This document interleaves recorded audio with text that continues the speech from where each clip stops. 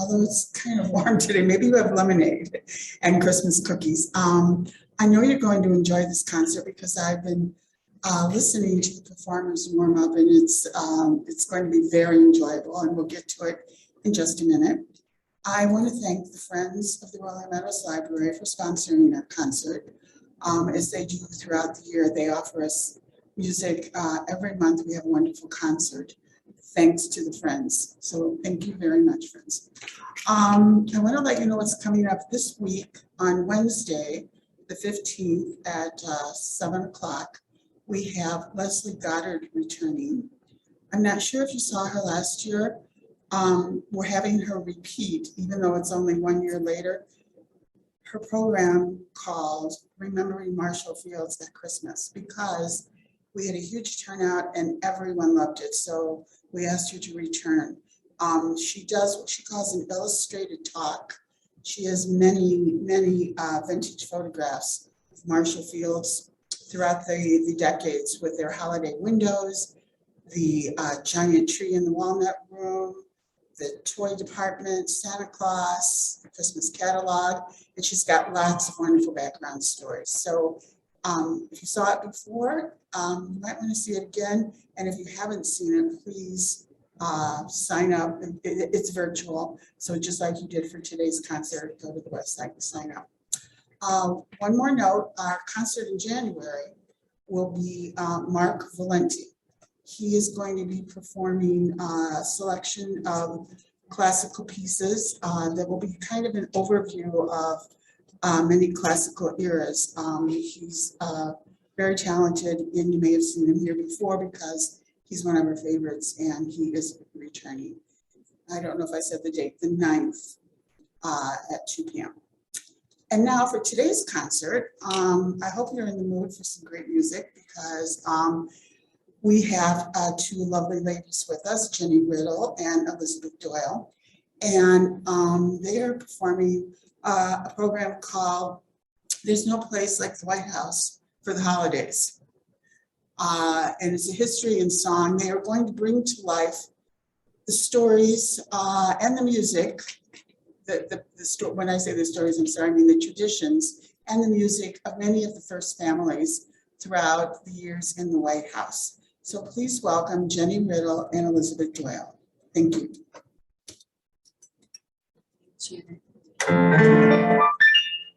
Oh, there's no place like the White House for the holidays, for no matter which first family sets the tone, every guest will feel the warmth and love of Christmas time, for the White House is the people's home, sweet home. It's the holiday season, and Santa Claus is coming round. The Christmas snow is white on the ground. When old Santa sits it down, he'll be coming down the chimney down. He'll be coming down the chimney down. It's the holiday season, and Santa Claus is not a toy for every good girl and good little boy. Santa's a great big bundle of joy when he's coming down the chimney down. When he's coming down the chimney down, he'll have a big fat pack up on his back, and lots of goodies for you and for me. So leave it peppermint stick for old Saint Nick hanging on the Christmas tree. It's the holiday season, so whoop-de-doo and dickory-dock, and don't forget to hang up your sock, 'cause just exactly at 12 o'clock he'll be coming down the chimney, coming down the chimney, coming down the chimney down. It's the holiday season. Well, welcome to Christmas at the White House. I'm Jenny Riddle here with Elizabeth Doyle. Let's see, Elizabeth, it was 1789 and George Washington had just been elected president. Jen, I don't know if you can use George Washington for the show. Okay. I know what you're going to say, that George didn't actually live in the White House, but look, we can't skip him. He's the father of our country, the first president of the United States. But he was president from 1789 to 1797, and the White House wasn't built until 1800. It's not true. Okay, I've got it. We'll just call the show Christmas at the White House, except for George Washington. Well, okay, that works for me. All right. But, you know, the first president who actually had Christmas at the White House, it was John Adams. He and his wife Abigail celebrated with a huge Christmas party in 1800. Well, unfortunately, the White House wasn't completed yet, and Abigail used up 20 cords of wood, that's a lot of wood, trying to keep her guests warm. No doubt she heard a lot of, Sorry, we can't stay longer, but we have another housewarming party to go to.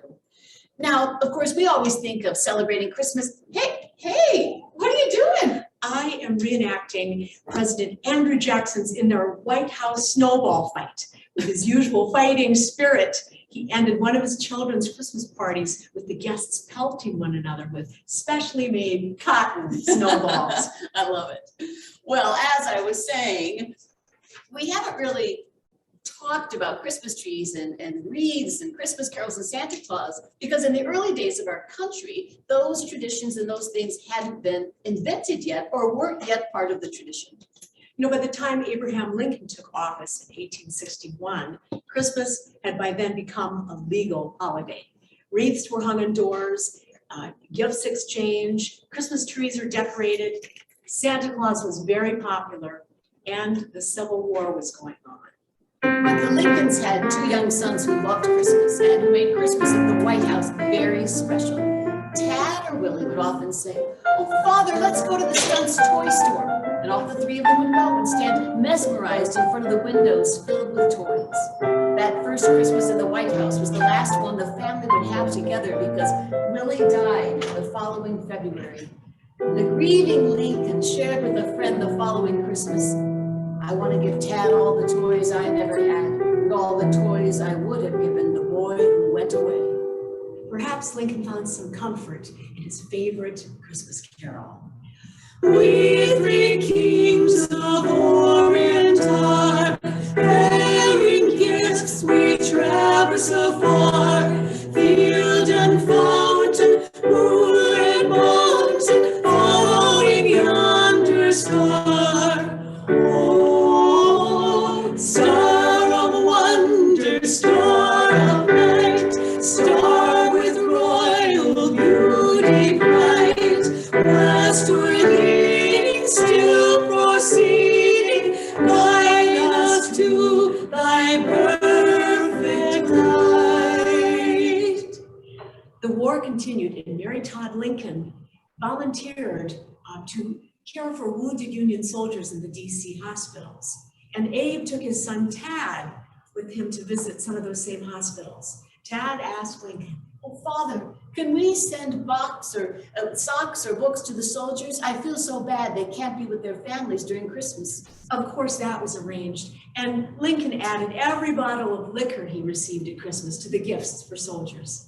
Tad was definitely tender-hearted, and his cabinet must have chuckled when he burst into their meeting on Christmas Day and yelled, Father, they're gonna kill Jack. Can't you save him?" Jack was the turkey slated to be served for Christmas dinner that evening.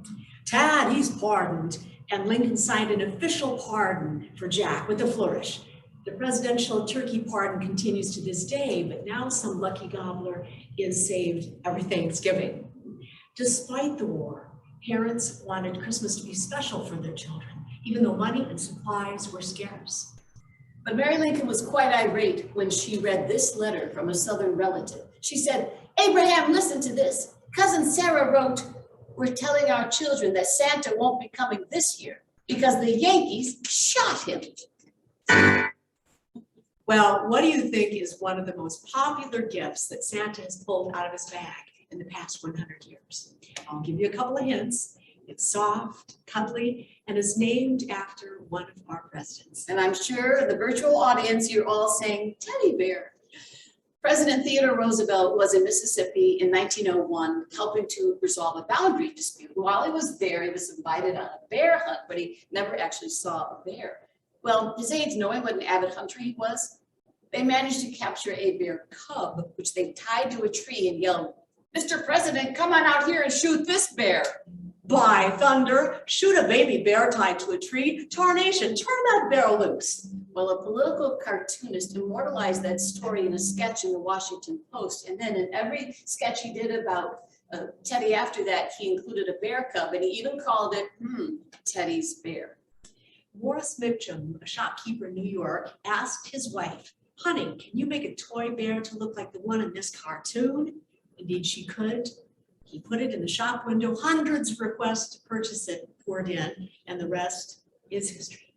Now, Teddy's two young sons, Archie and Quentin, loved Christmas trees, but they knew what a conservationist their father was and how opposed he was to cutting down trees. So Archie had a great idea.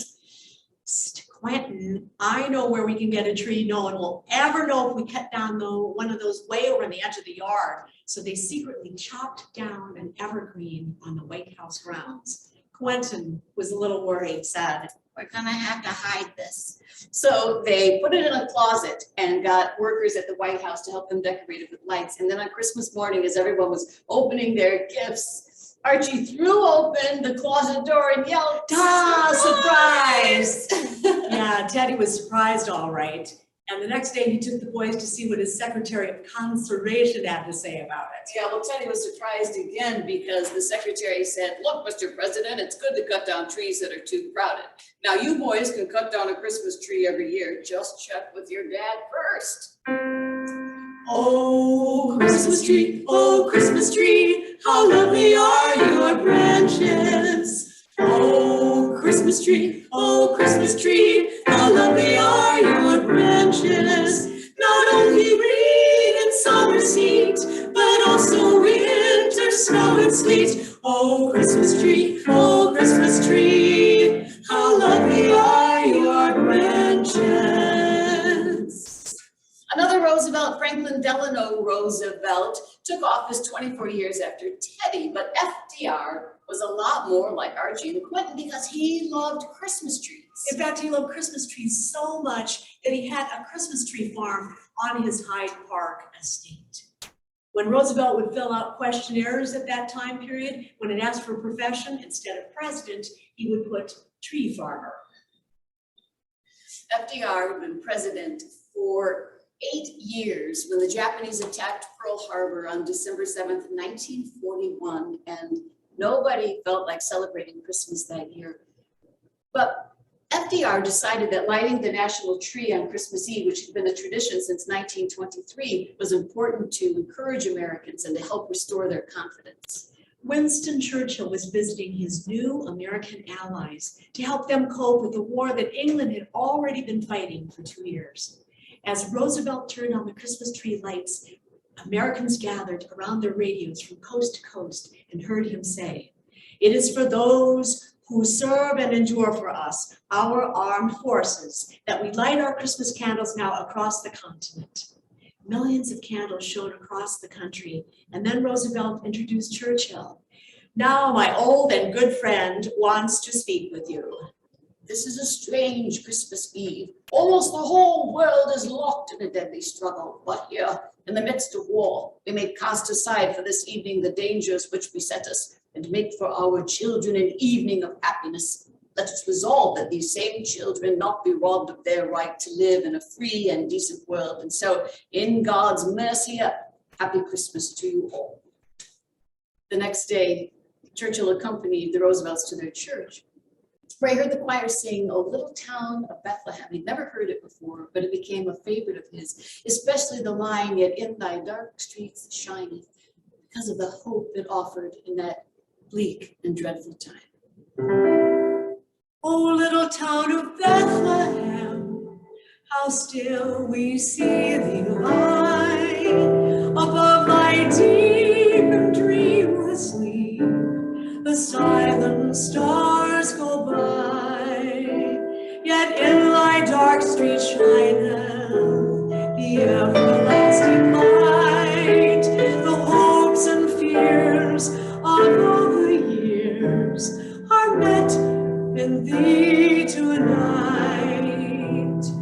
For Christ is born of Mary and gathered all around. While mortals sleep, the angels keep their watch of wondering love. O morning stars, together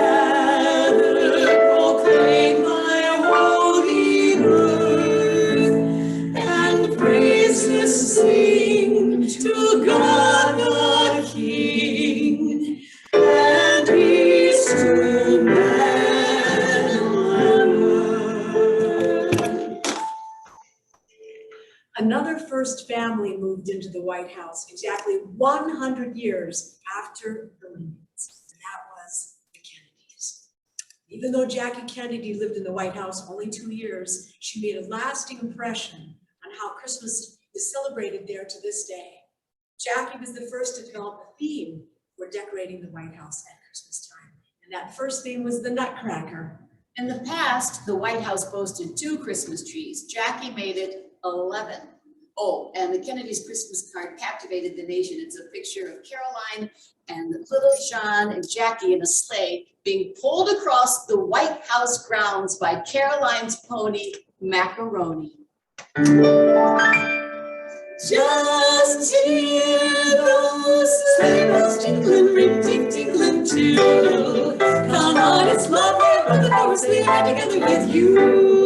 Outside the snow is falling and friends are calling you.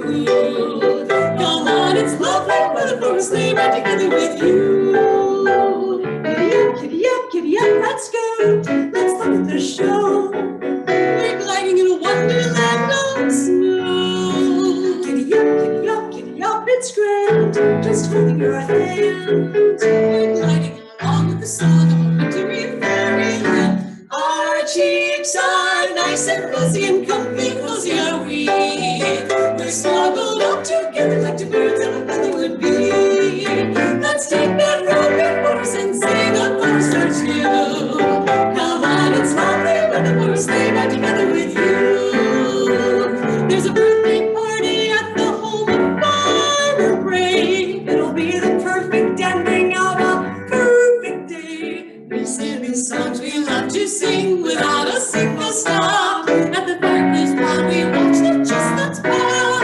Pop, pop, pop. There's a happy feeling nothing in the world can buy. When they pass around the coffee and the pumpkin pie, it'll nearly be like a picture print by Currier and Ives. These wonderful things are the things we relive all through our life. Just hear those sleigh bells jingling, ring, ting, tingling too. Come on, it's lovely when the first sleigh ride together with you.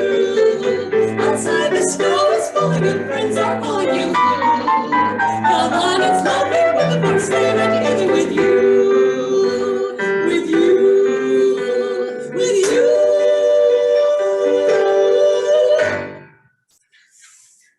Well, probably the most excited person at the White House while the tree was being decorated with ornaments from the Nutcracker was 4-year-old Caroline. And she kept trying to sneak into that room where the tree was before it was finished. And one afternoon, just as she was about to open the door to the blue room, her father, President Kennedy, happened by. Caroline, I need your help in the Oval Office. And he picked her up and carried her off. But one of my favorite stories that Caroline shared later was, she said when she was a little girl, her father helped her call Santa Claus via the White House operator. And it just never occurred to her that Santa Claus had the same Southern drawl as one of her favorite White House workers. John Kennedy's favorite Christmas song was Silver Bells. The songwriters originally wanted to call it Tinker Bells. Really? Christmas makes you feel emotional. It may bring parties or thoughts devotional. Whatever happens or what may be, here is what Christmas time means to me. City sidewalks, busy sidewalks, dressed in holiday style. In the air, there's a feeling of Christmas. Children laughing, people passing, greeting, smile after smile, and on every street corner you'll hear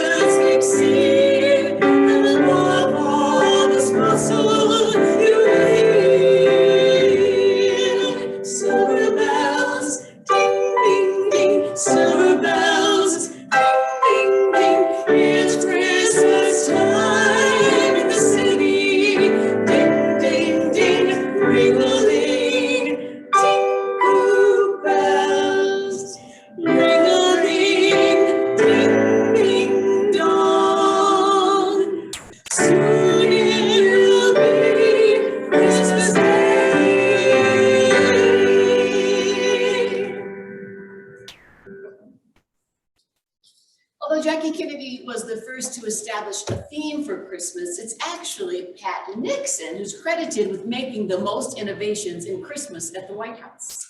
I know the White House, which I'm going to call the People's House from now on, is the most visited house in the world, and I want it to be accessible to everyone.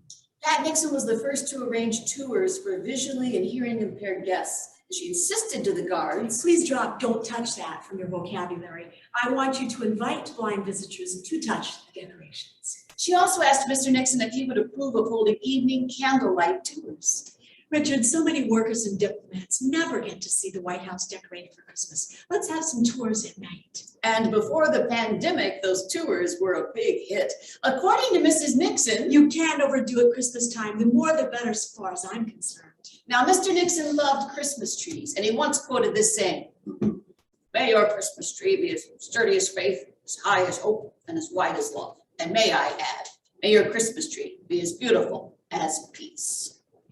The Fords were totally unprepared to move into the White House in 1974, much less plan a big themed Christmas decoration theme. It's probably one of the reasons that Mrs. Ford ended up using so many natural things like acorns and popcorn and peanuts. Oh, speaking of peanuts, little did she know that the Peanut King himself would be following their footsteps into the White House. It was Jimmy Carter who added the celebration of Hanukkah to the holiday festivities during his term as president, even turning the White House kitchen kosher for the evening. Hey, I wonder if Amy Carter learned to spin a dreidel. Or can you imagine Rosalind Carter singing a Hanukkah song with her ladylocks underneath? Light the candles, celebrate the feast of lights. Light the candles, holiday tonight. Families are all together on this happy holiday. So dance Laura, spin the dreidel, Hanukkah tonight. Light the candles, celebrate the feast of lights. Light the candles, Hanukkah tonight. Families are all together on this happy holiday. So dance Laura, spin the dreidel, Hanukkah tonight. Hanukkah tonight. Hey. You'd think that Nancy Reagan would want a glamorous and sophisticated celebration of Christmas at the White House, right? Well, but like Pat Nixon, she wanted a folksy approach to the holidays, emphasizing a simpler Christmas. Ronnie and I love a traditional old-fashioned Christmas. Balls and big bands are out, choirs and minstrels are in. Good fellowship will be more important than opulence. And one of their favorite traditions was that of the White House chefs creating a gingerbread house. With lots of jelly beans for my Ronnie. Oh, and of course, Mrs. Reagan loved to wear the color red. And I was wondering if we could come up with a song that had something to do with the color red. Is this what you had in mind? Okay, that'll work. You know Dasher and Dancer and Prancer and Vixen, Comet and Cupid, Donner and Blitzen. What do you Recall the most famous reindeer of all.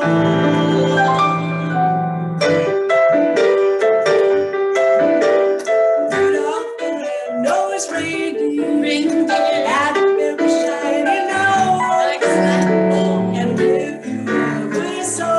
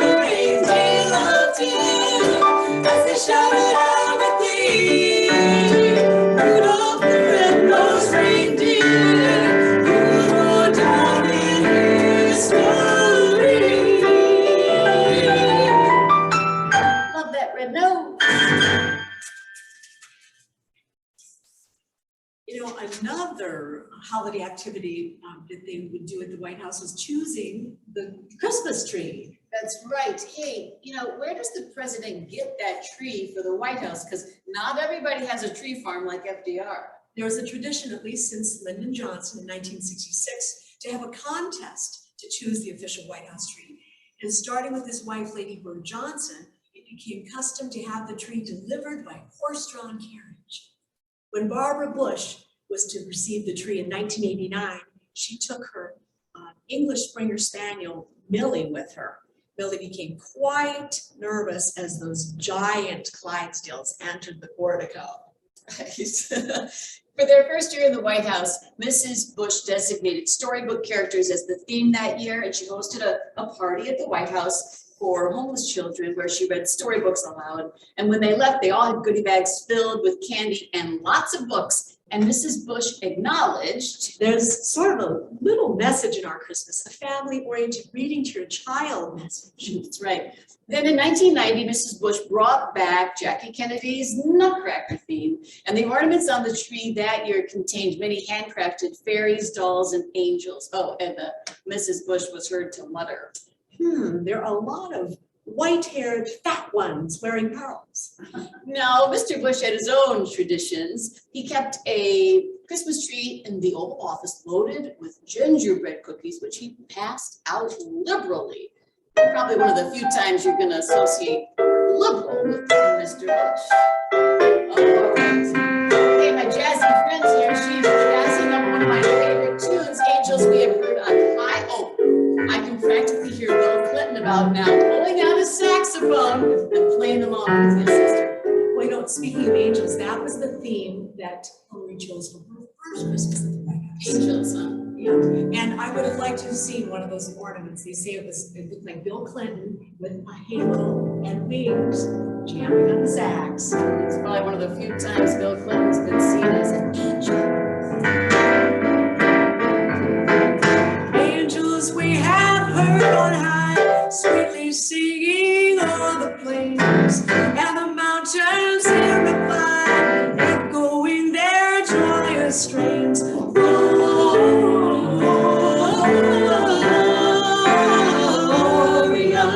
In excelsis Deo, Gloria,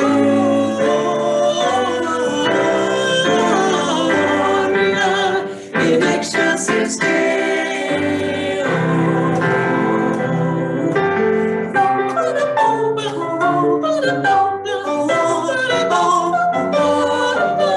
In excelsis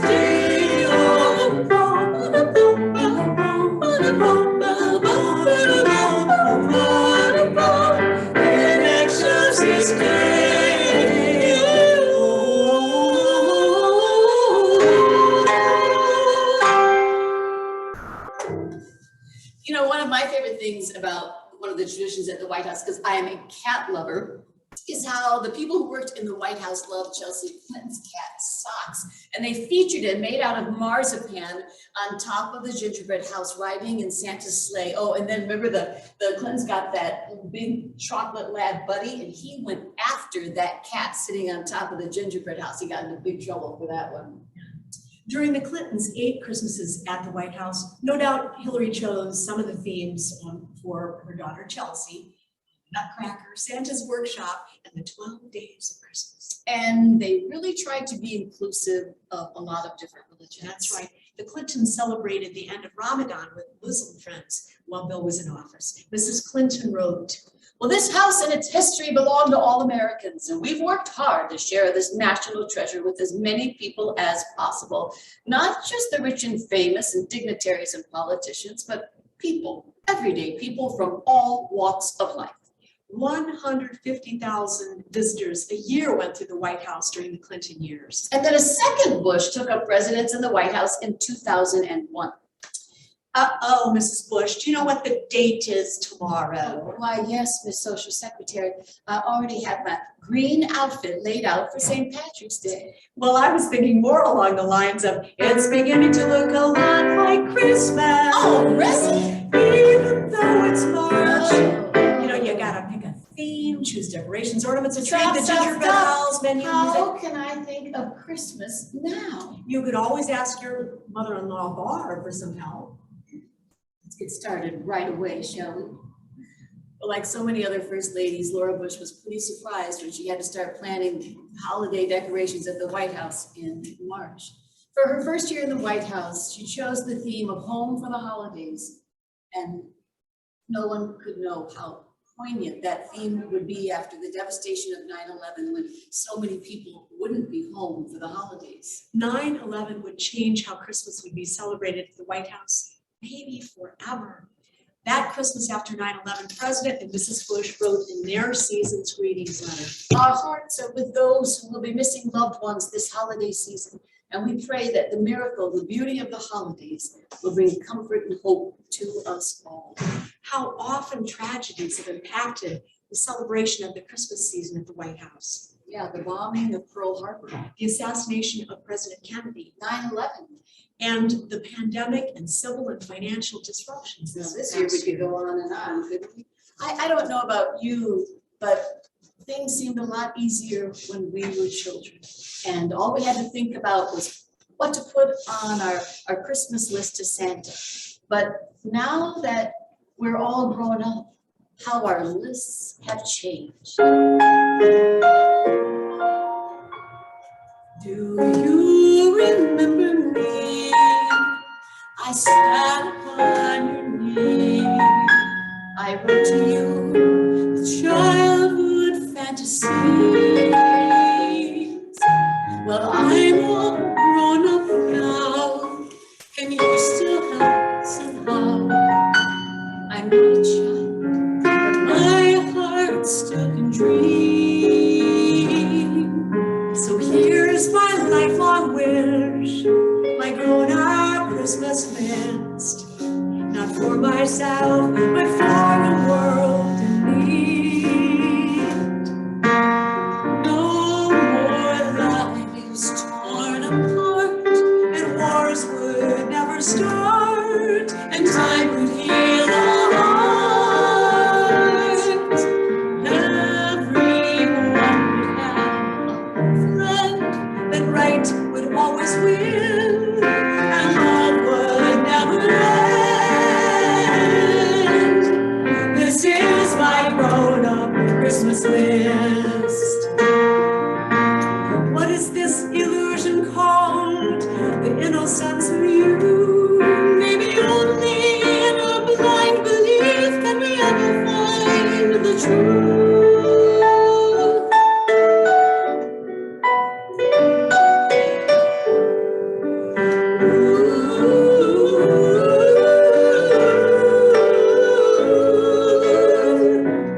No more lives torn apart, and wars would never start, and time would heal the hearts.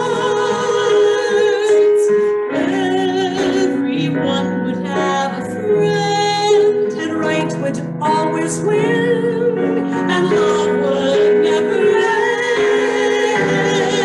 end. This is my grown-up Christmas wish. This is my only lifelong wish. This is my grown-up Christmas wish.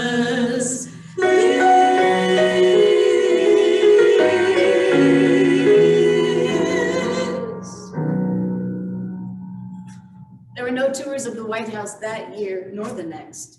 Oh, wait, there was actually a tour. The Bush's terrier, their little dog, was equipped with a tiny camera attached to his collar, and he was taken around the White House. So viewers had a virtual demonstration of all of the White House decorations. There were 24 million viewers of that 4.5-minute tape the day it launched. Today, it would have gone viral on YouTube. That's for sure. And the theme that year was fittingly, all creatures great and small. All right, so how do you think the Obamas impacted Christmas at the White House? Well, I know Michelle Obama is somewhat of a health nut, so I bet she got rid of that gingerbread house, right?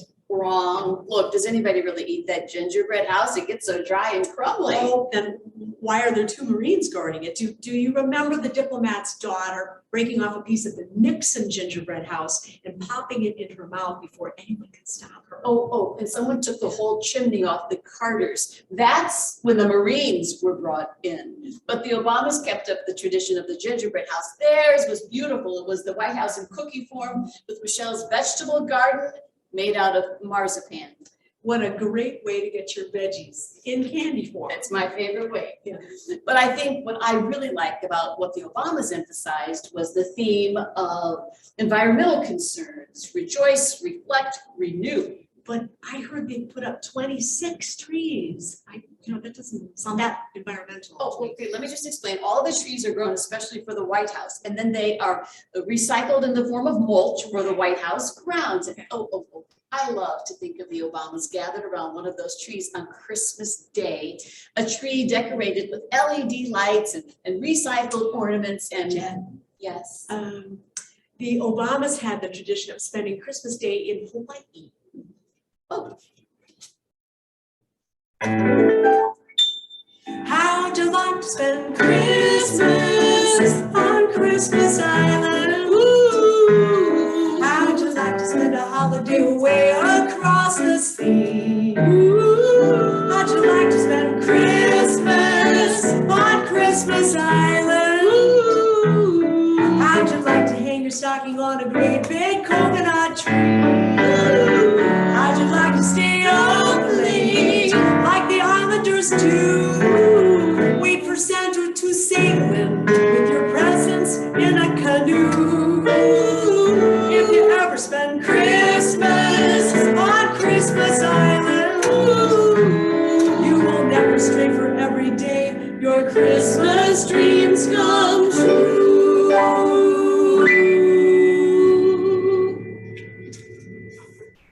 Like the Obamas, the Trumps were usually gone for Christmas. And now that former President Trump and Melania, they live in Florida, so perhaps their Christmas is celebrated How with about some flip-flops? suntan oil. And no doubt golf tees. Yeah. Well, that's it. We've arrived at Christmas 2021 with the Bidens. Okay, if you are lucky enough to be part of the small number of people to walk into the White House this Christmas season, you would be struck by the sound and scent of wood fires burning in the green and red. Sister and Mrs. Biden at night in the White House love to curl up in front of one of those fires, and they have a lot to pick from, 28 to be exact. Unfortunately, there are no tours of the White House this year for Christmas due to the pandemic, but you can see them online. That's right. The theme this year is gifts from the heart. Each room reflects the things that unite us, like family, faith, friendship, community, and nature. And the 350-pound gingerbread house has 8 community buildings, things like a fire station, a schoolhouse, a hospital, to honor that theme of gratitude for our frontline workers. There's even a gingerbread school teacher, just like Joe Biden, right? A little satchel filled with apples, says #1 teacher on it. The most personal touches are in the state dining room, representing the gift of family.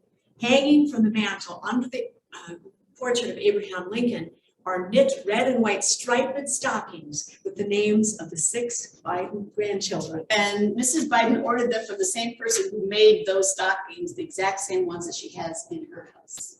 So do you think that they're having some kind of sing-along at the White House this year? I don't know, but let's have an honorary one. Oh, that's a great idea, because one of the Biden's favorite songs is Let It Snow. So audience out there, Join us. please join us as we sing Snow. Oh, the weather outside is frightful, but the fire is so delightful. And since we've no place to go, let it snow, let it snow, let it snow. It doesn't show signs of stopping, and I brought some corn for popping, but the lights are turned way down low. Let it snow, let it snow, let it snow. When we finally kiss goodnight, now I hate going out in the store.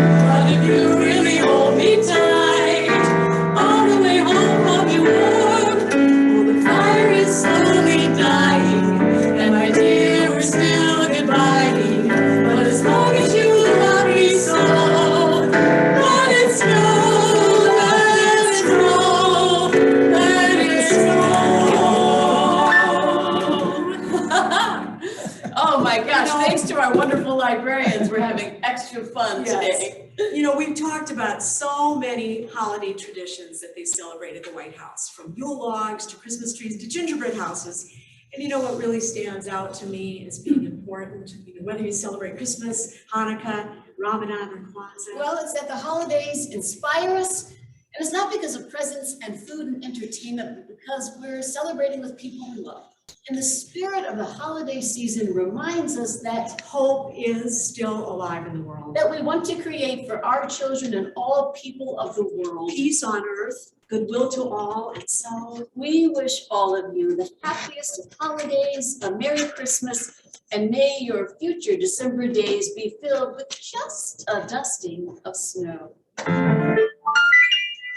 oh, there's no place like the White House for the holidays. It's the most wonderful time of the year, with the kids jingle belling and everyone telling you feel good cheer. It's the most wonderful time of the year. It's the happiest season of all. Those holiday greetings and gay happy meetings when friends come to call. It's the happiest season of all. There'll be gingerbread houses, reindeer red blossoms while trimming a nutcracker tree. There'll be holiday ditties and marzipan kitties at the White House for all to see. Let's agree, let's agree. It's the most wonderful time of the year, There'll be much mistletoeing and hearts will be glowing when loved ones are near. It's the most wonderful time, the most wonderful time. It's the most wonderful time of the